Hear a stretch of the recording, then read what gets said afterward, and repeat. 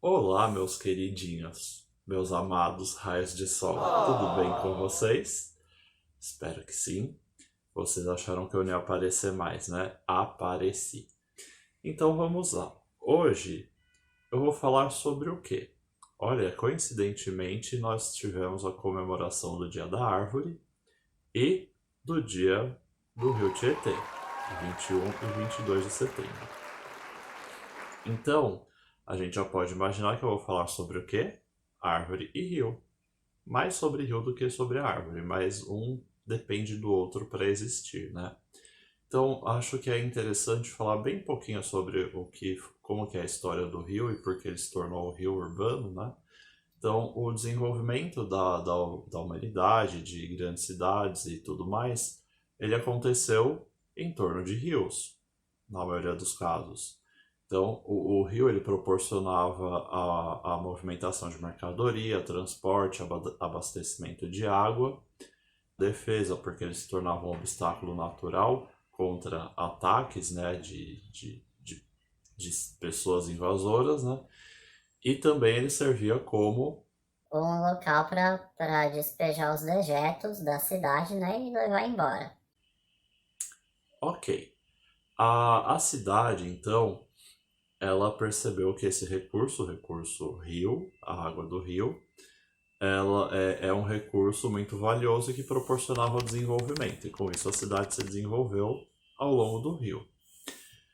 E com esse desenvolvimento foi aumentando o adensamento da população, né? Foi se desenvolvendo a indústria e tudo mais, e com isso foi aumentando a carga sobre os rios, né? O que seria essa carga sobre os rios? Seria a carga sanitária dos dejetos humanos, a carga de resíduos da indústria, outros tipos de danos causados aos rios, como a ocupação de suas margens, suas áreas de várzeas, as áreas que eles precisam alagar em períodos de cheia, e também a estratificação social, porque essas áreas de várzea, de alagamento, de margens, elas eram menos valorizadas e com isso as pessoas de menor poder aquisitivo eram relegadas a ocupar essas áreas na divisão das terras das cidades, né? Então as áreas onde o rio servia, porém sem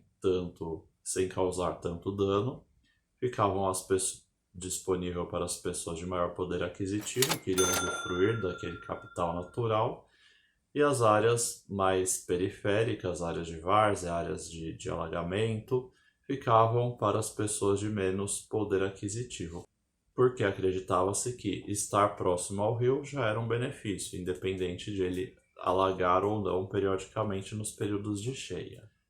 Porém, como a gente já pode imaginar, né, raciocinar aqui, somar um mais um que dá dois, a gente pode imaginar que, ok, aumentou a carga sobre o rio, aumentou o desenvolvimento, aumentou a produção industrial, a indústria usava as águas do rio para se abastecer, resfriar seus maquinários ou até mesmo para usar no processo produtivo, e despejava essa água altamente contaminada nos rios.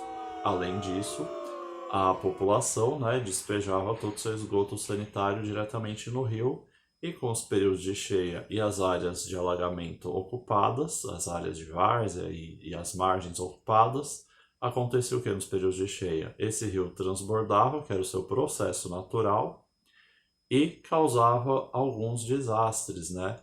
Como a destruição de casas e bens e tudo mais. Além disso, trazia doenças oriundas da água contaminada. Então o rio passa a ter um papel meio que de um vilão na história da sociedade, né? Então o rio que ajudou a desenvolver a cidade, agora é o rio que causa destruição na cidade e traz doenças. E com isso surge o conceito do higienismo, e dessa forma os rios urbanos, ou seja, os rios que sofreram essa intervenção da sociedade, que ele se tornou um rio urbano, começa a ser colocado como um vilão, começa a ser canalizado, fechado. Alguns rios têm o seu curso alterado por conta de especulação imobiliária para ter ganho de áreas loteáveis e tudo mais. Então, dessa forma, o rio passa a não ser mais o principal ator da cidade, ele fica meio que em segundo plano, ele fica deixado para lá porque ele está contaminado, inútil, inservível. Notem que existe um equilíbrio, né? A cidade usa do rio, o rio se deteriora e ele deixa de ser importante e a cidade passa a esconder esse rio. E onde esse rio está contaminado, ao invés de proporcionar o desenvolvimento, ele reduz o valor daquela área, porque é uma área contaminada, suja, fedida, feia. Então, o rio que uma hora ajudou o crescimento da cidade, enquanto ele está contaminado, ele deprecia o valor das regiões da cidade. Então, percebam que isso é um equilíbrio dinâmico. É possível equilibrar os dois fatores? É. Por que não é feito isso? Talvez o capitalismo possa responder. O capitalismo selvagem. No Brasil, este conceito de não chegar próximo à água dos rios que estão contaminados ou no trecho que ele é utilizado como descarte, que seria um conceito de higienismo, ele surge já na época da proclamação da nossa querida República. Porém, nosso querido país, por ser um país abençoado por Deus e bonito por natureza, ele é um país com muito recurso hídrico. Então, alguns rios eles são usados para abastecimento de água, ou seja, a água é captada em um trecho e a água suja é descartada em outro. E deixa isso para lá, né? Vamos seguir a vida. Só que com isso, com o aumento dessa carga sanitária e contaminada nos rios, o rio acaba se tornando um rio morto. Quem mora em São Paulo, por exemplo, pode sentir a agradável sensação de ficar às margens do Rio Pinheiros ou do Rio Tietê. É nojento. E qual o prejuízo que uma cidade grande, servida por vários rios, inúmeros corpos d'água, córrego e tudo mais, que prejuízo pode ter uma cidade que explorou tanto esse rio para se desenvolver? Qual é a consequência disso agora? Mas a gente pode elencar algumas, como redução na qualidade da água, perda de biodiversidade, impossibilidade de usos diversos para esse corpo d'água, redução de áreas permeáveis, insuficiência na drenagem urbana e, consequentemente, picos de cheias que vão afetar diretamente e muito severamente quais as regiões mesmo, as regiões periféricas, que são sujeitas a alagamentos, as regiões de margens de rio que também são sujeitas a isso. Oh, que coincidência, né?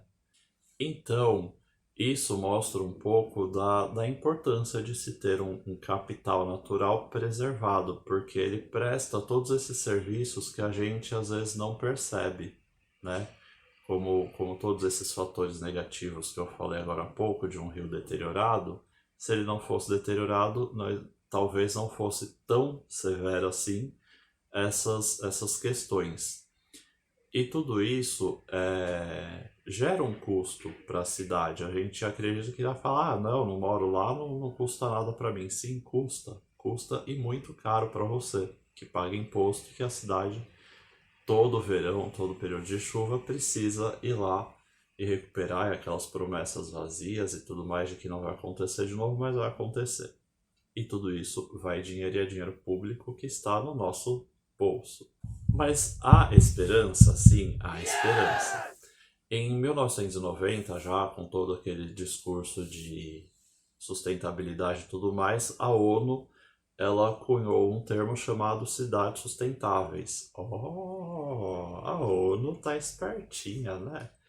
Um dos principais aspectos de cidades sustentáveis, de acordo com a ONU, é justamente a recuperação das águas urbanas, porque isso torna as cidades mais resilientes quanto às mudanças climáticas, né? Essas mudanças severas de clima, né? Por exemplo. Então, a preservação das águas urbanas está relacionada a questão de resiliência das cidades, né? Ela ser resiliente a essas mudanças climáticas severas. E consequente à recuperação dessas águas urbanas, dos rios urbanos, córregos e tudo mais, a gente tem o quê? A valoração da região e do capital natural, né? Porque ele presta um serviço para a sociedade.